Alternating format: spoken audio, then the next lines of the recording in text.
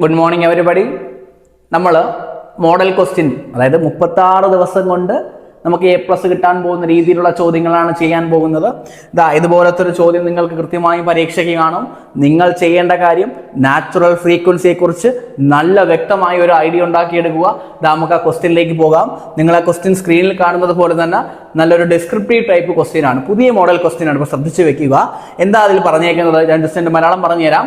512 heads ഉള്ള ഒരു tuning fork അടിച്ചിങ്ങനെ vibrate ആക്കി ഞാൻ ഈ ഒരു ടേബിളിലേക്ക് പിടിച്ചപ്പോൾ ഇവിടെ 3 വയറുണ്ട്. ഈ 3 വയറിലും ഒരു പേപ്പർ റൈഡർ ഇരിപ്പുണ്ട്. നമ്മൾ പേപ്പർ റൈഡർ എന്ന് പറയുമ്പോൾ എന്ത് ചിന്ത വരും? എന്താ പേപ്പർ റൈഡർ? എന്താണ് പേപ്പർ റൈഡർ? നമ്മുടെ സ്കൂളിൽ പഠിക്കുന്ന സമയത്ത് റബ്ബർ വെച്ചിട്ട് ഇങ്ങനെ പിള്ളേരെ തലക്കടിക്കാനൊക്കെ പേപ്പർ ഇങ്ങനെ മടക്കി വെക്കത്തില്ല, അതാണ് പേപ്പർ റൈഡർ എന്ന് പറയുന്നത്. ഈ 3 വയറിലും പേപ്പർ റൈഡറുകളുണ്ട്. അപ്പൊ ഈ 512 ഹെഡ്സ് ഫ്രീക്വൻസി ഉള്ള ആ ട്യൂണിംഗ് ഫോർക്ക് അടിച്ച് ഞാൻ ഇവിടെ പിടിച്ചപ്പോൾ ഇത് ബിയിലെ പേപ്പർ തെറിച്ചു പോയി. ബിയിലെ പേപ്പർ എന്ത് ചെയ്തു? ത്രോൺ ഔട്ടായി. അങ്ങനെയാണെങ്കിൽ എന്താ കേസ്?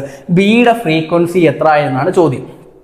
ക്വസ്റ്റ്യനിൽ ഫ്രീക്വൻസി, നാച്ചുറൽ ഫ്രീക്വൻസിയും റെസൊണൻസുമായിട്ട് കണ്ടീഷൻ ചോദ്യമുണ്ടോ? നിങ്ങളൊരു കാര്യം മനസ്സിലാക്കേണ്ടതാ. ഇവൻ തെറിച്ചു പോകണമെങ്കിൽ, ഇവൻ ഇവിടെ നിന്ന് മാറിപ്പോകണമെങ്കിൽ അത് എന്ത് കണ്ടീഷനാ? റെസൊണൻസാ. റെസൊണൻസ് എന്നൊരു വാക്കുണ്ടെങ്കിൽ higher amplitude, higher sound, higher displacement, ഈ 3 വാക്കുകളും ഓർത്ത് വെച്ചേക്കുക. ഇവിടെ ഇരുന്ന പേപ്പർ എന്ത് ചെയ്തു? തെറിച്ചു പോയി എന്നാ പറഞ്ഞേക്കുന്നത്. അതായത് ആ ട്യൂണിംഗ് ഫോർക്കിന് എത്രയാണോ ഫ്രീക്വൻസി, ആ ഫ്രീക്വൻസി തന്നെ ആയിരിക്കും വയർ ബിക്കും. ശ്രദ്ധിച്ച് വെച്ചേക്കുക. ആ ട്യൂണിംഗ് ഫോർക്കിന് 512 ഹെഡ്സ് ആയിരുന്നു. അത് ഞാൻ ഇങ്ങനെ അടിച്ച് വൈബ്രേറ്റ് ചെയ്ത് ഞാൻ ഇങ്ങനെ വെച്ച സമയത്ത് സിയിലെ പേപ്പർ അളവിൽ പോയിട്ടില്ല, എയിലെ പേപ്പർ അളവിൽ പോയിട്ടില്ല. പക്ഷെ ബിയിലെ പേപ്പർ എന്ത് ചെയ്തു? തെറിച്ചു പോയി. അതിനർത്ഥം ഈ പെൻഡുലത്തിന്റെ നാച്ചുറൽ ഫ്രീക്വൻസിയും യവന്റെ നാച്ചുറൽ ഫ്രീക്വൻസിയും എന്തായി? ഈക്വലായി. എന്ത് കണ്ടീഷൻ? Resonance condition. അതുകൊണ്ട് പേപ്പർ എന്ത് ചെയ്തു? പുറത്തേക്ക് പോയി. അപ്പം എന്താ പറഞ്ഞേക്കുന്നത്?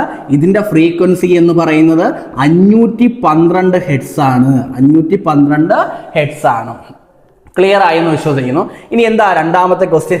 രണ്ടുപേരെയും കമ്പയർ ചെയ്യുക. അപ്പൊ നിങ്ങൾ പഠിച്ചു വെക്കണം, ഫ്രീക്വൻസി ലെങ്തിനെ ഡിപ്പെൻഡ് ചെയ്യുന്നുണ്ട്. ഫ്രീക്വൻസി ലെങ്തിനെ ഡിപ്പെൻഡ് ചെയ്യുന്നുണ്ട്. ലെങ്ത് കൂടിയാൽ ഫ്രീക്വൻസി കുറയും. ലെങ്ത് കൂടിയാൽ ഫ്രീക്വൻസി കുറയും. ലെങ്ത് കുറഞ്ഞാലോ ഫ്രീക്വൻസി കൂടും. പഠിച്ചു വെക്കണം. അപ്പം എന്താ ഫാക്ടർ?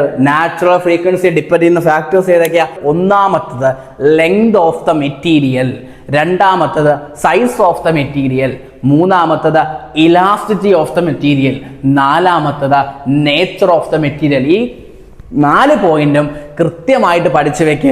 പരീക്ഷയ്ക്ക് ഉറപ്പായിട്ടും ചോദിക്കും. 100% ഗ്യാരണ്ടി. ഓക്കെ, അപ്പം നിങ്ങൾ ഇത്രയും നേരം ക്ലാസ് കണ്ടതിൽ വളരെ സന്തോഷം. നിങ്ങൾക്ക് ക്ലാസ് ഇഷ്ടപ്പെടുന്നു, നിങ്ങൾക്ക് ഉപയോഗപ്പെടുന്നു എങ്കിൽ ഒന്ന് സബ്സ്ക്രൈബ് ചെയ്യുക, ഒന്ന് ഷെയർ ചെയ്യുക. Okay, thank you.